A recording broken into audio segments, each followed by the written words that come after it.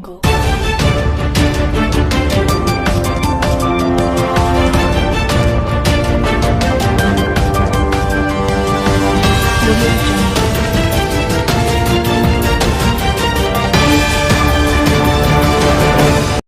नमस्कार दोस्तों, आप देख रहे हो संदेश अभी तक अपने प्यारे दोस्त जसवीर न्याला के साथ। आज संदेश अभी तक की टीम पहुंची है क्राउनगर विधानसभा की खजूरी निगम वार्ड में, जहां पर पूर्व प्रत्याशी राजकुमार झा से आज हम आपकी मुलाकात कराने जा रहे हैं। राजकुमार, जिस प्रकार दिल्ली में 2022 में दिल्ली नगर निगम का चुनाव होने जा रहा है, उसी की तैयारियों को लेकर सभी पार्टियों ने कमर कस ली है।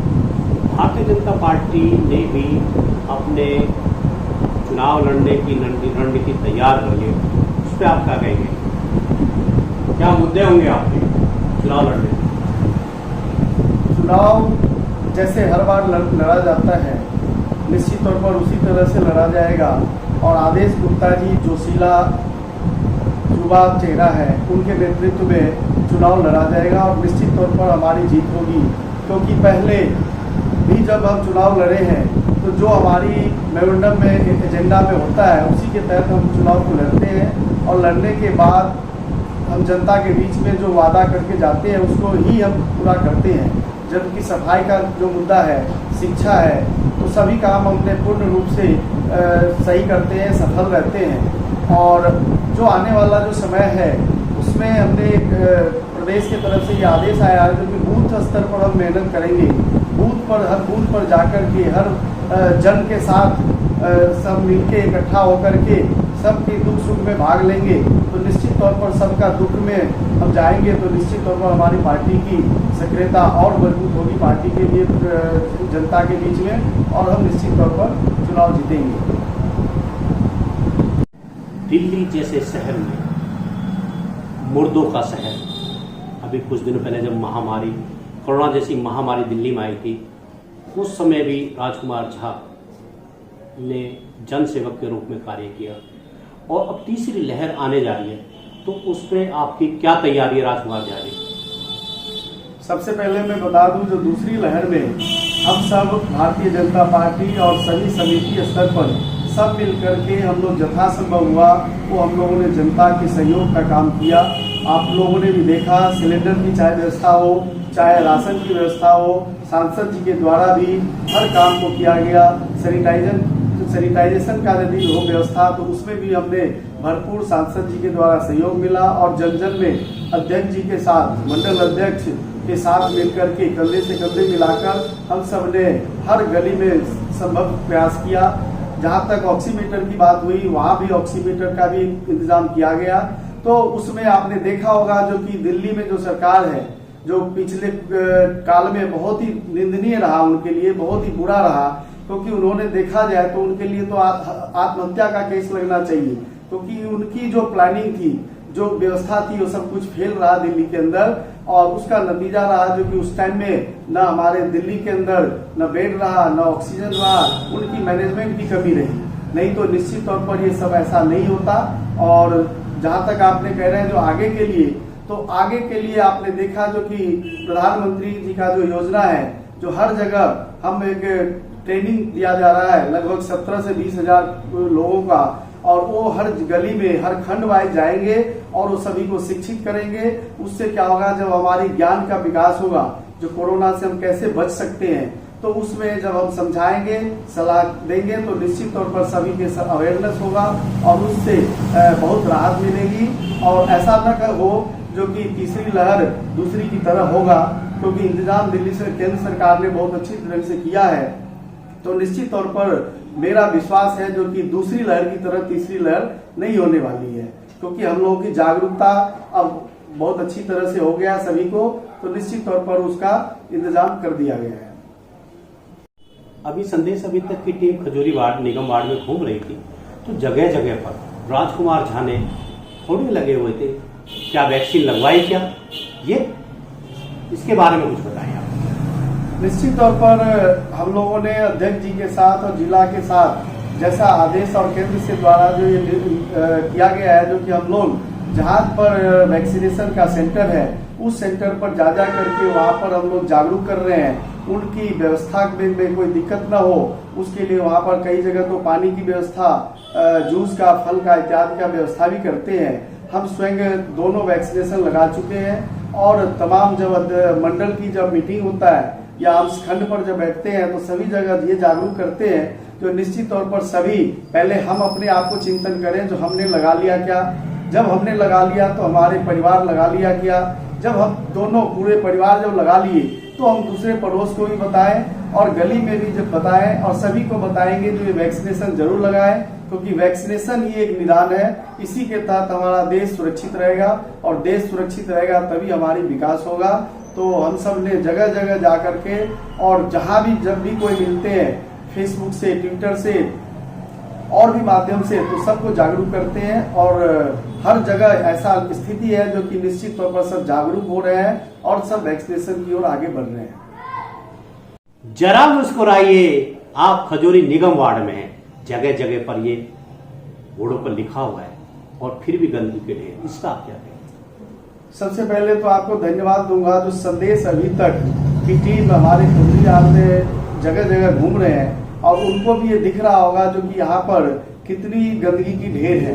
वो कहते हैं मुस्कुराते रहिए और स्वागत है, और स्वागत किस चीज से है तो कूड़े की ढेर से, कूड़े की ढेर से ही वो कहते हैं हमारे सभी जनता और हमारे वार्ड और क्षेत्रवासियों को जो आप मुस्कुराइए। आप सब ने खुद देखा हर जगह पर पॉइंट पर आपने जहाँ की कूड़ा की ढेर लगी हुई है और आप मेरे से कह रहे हैं तो आप अछूते तो है नहीं। लेकिन जहाँ तक मैं बताऊंगा, जब वो चुनाव के टाइम में और चुनाव के दौर में उन्होंने ये बताया करते थे मीटिंग में और सभा में, जो कि हमारे नाली जो है उस नाली में आप लोगों को मैं वायदा करता हूँ जो कि वहाँ पर पानी जो होगा वो गंदगी नहीं होगा और इस तरह से होगा जो उसके अंदर आप अपना शकल देख सकते हैं। तो उस वायदे और आज हकीकत में आप सब निश्चित तौर पर देख रहे होंगे खुद, और जनता भी देख रही है। आने वाला समय जब होगा तो उसमें जनता स्वतः जवाब देंगे इनको और पता तब लग जाएगा जब अगला चुनाव होगा जो उन्होंने क्या वायदा किया, क्या काम बोला उन्होंने और कहाँ क्या किया। जैसे आप खजूरी चौक है, वहाँ पर भी एक फ्लाईओवर बना हुआ था, लेकिन फ्लाईओवर को इन्होंने तोड़वा के और उन्होंने ये कहा कि पेरेंट्स के यहाँ पर बैठने की व्यवस्था करेंगे, और उस बात को कहते हुए आज 4 साल हो गया और अभी तक वहाँ पर कुछ भी नहीं है, बल्कि मैं कहूँगा इतना गंदगी हो गया वहाँ, जो कि वहाँ फव्वारा हुआ करता था जब, और आज वहाँ की स्थिति आप खुद जाकर के देखेंगे तो बहुत ही दयनीय स्थिति है। और इस तरह से नहीं करना चाहिए, क्योंकि चुनाव जीतने का एक अपना विचारधारा से लड़ाई लड़ना चाहिए, लेकिन इतना भी वायदा नहीं करना चाहिए जो मैं ये कर दूंगा वो कर दूंगा, और करने के जब जीतने के बाद जमीन पर हकीकत कुछ नहीं दिखता है। तो मैं तो यही कहूँगा जो कि आने वाला जो समय होगा उसमें जनता से मैं निवेदन करूँगा और विनती करूँगा जो कि आने वाला जो समय में जो उन्होंने कहा और कितना काम किया उसका जवाब आप लोग अपनी ताकत से देंगे। धन्यवाद। खजूरी निगम वार्ड राजकुमार झा जी के आज क्षेत्र में हम आए हुए हैं। तो राजकुमार जी, अब भी कुछ दिनों पहले आम आदमी पार्टी ने जगह जगह होर्डिंग लगा थे और लिखा हुआ था मोहन सिंह बिष्ट विधायक 7 करोड़ का हिसाब दो। वो कौन से 7 करोड़ रुपए का हिसाब मांग रहे हैं? मैं बताना चाहूंगा जी, जो 7 करोड़ की मुद्दा एक बेबुनियाद मुद्दा है। उन्होंने अपने तरफ से ये लगाया, उनके पास जब कोई काम नहीं है, काम के टाइम में जब काम विकास की करना चाहिए वो विकास नहीं कर पाते हैं, तो वो एक मुद्दा ढूंढते हैं, और मुद्दा कोई यदि नहीं मिल रहा है, तथ्य भरा बिल्कुल नहीं है, यदि तथ्य भरा होता तो उस चीजों को और आगे ले जाए। मैं मानता हूं जो कि इस करावल नगर की जनता जो 25 साल से हमारे मोहन सिंह बिष्ट जी विधायक रहे हैं और आज भी सेवा कर रहे हैं, उनके विकास कार्य को देखते हुए जनता ने उनको चुन के भेजा है और आज तक उनके ऊपर कोई लांछना नहीं लगा। और आज ये सिर्फ 4 साल से ये पार्षद बन के आए और इन्होंने ये बातें कह दिया है, ये मैं मानूंगा जो सरासर गलत है और बेबुनियाद है। और यदि वो सच्चाई है तो उसको आप आइए, मैं आपसे निवेदन करूंगा जो कि आप आकर के उसे आप साबित करके दिखाइए, तभी हम समझेंगे जो कि आप सही रास्ते पे चल रहे हैं। नहीं तो मैं मानूंगा जो ये आप और आपके जो सरकार में है, दिल्ली सरकार में केजरीवाल जी, जो कि उनको यदि कोई भी कुछ काम यदि अच्छा होता है तो कहते हैं मैं करा, और यदि दिल्ली के अंदर कोई भी काम गलत हो जाता है तो कहते हैं जो मोदी जी ने कर दिया। तो इस तरह से इनकी सोच और इनकी विचारधारा है। ये काम तो करना जानते नहीं है, विकास के नाम पर कुछ भी नहीं करते। उन्होंने कहा गंगा जी को मैं साफ कर लूंगा और न जाने कितने हजार करोड़ की बजट है। और आप देख रहे होंगे यमुना जी में सिग्नेचर ब्रिज के नीचे भी जाकर के देखेंगे तो वहां पर नाले की पानी आकर के, और जो गंगा जी जो कभी साफ हुआ रहता था और वो साफ के नाम पर बिल्कुल आप उसको हाथ में नहीं रख सकते, इस तरह का गंद बदबू देता है, गंद आता है, ऐसा कहीं नहीं होता है। यदि आप देखे होंगे साबरमती में कितना बढ़िया व्यवस्था हो गया है तो मोदी जी का देन है। कितना बढ़िया यूपी में हर नदियों को साफ करके और कितना स्वच्छ पानी है जो पीने योग्य हो रहा है। तो क्या यदि इनकी दिल से चाहत होती तो निश्चित तौर पर ये काम इनका सब होता और ये भी हमारे जमुना जी बिल्कुल साफ रहता। इनका एक ये बहाना 7 करोड़ का है। मैं फिर से आऊंगा, ये 7 करोड़ का बेबुनियाद है, बिना तथ्य का है और ये इसको मुद्दा बनाना चाहते हैं। मैं चैलेंज करता हूँ जो कि वो आए और इस चीज को साबित करके दिखाए तो मैं भी मानूंगा जो कि हाँ वाकई में मोहन सिंह जी ने ऐसा किया है क्या। मैं और हमारे करावल नगर के जनता बिल्कुल नहीं मानने को तैयार है जो कि ऐसा काम जब वो पहले नहीं किए तो आज कैसे कर सकते हैं। वो मैं और हमारे जनता और आप भी जानते होंगे जो मोहन सिंह बिष्ट जी के ऊपर आज तक कोई लांछना लगाने वाला कोई ताकत नहीं हुआ और आज ये इस बात को कह रहे हैं, ये सरासर गलत है। और आने वाला समय में मैं कहूंगा जनता इस करावल नगर के 5 वार्ड में जीत करके जब दिखाएंगे तब इनका मुंहतोड़ जवाब मिलेगा। मैं यही कहूंगा। धन्यवाद।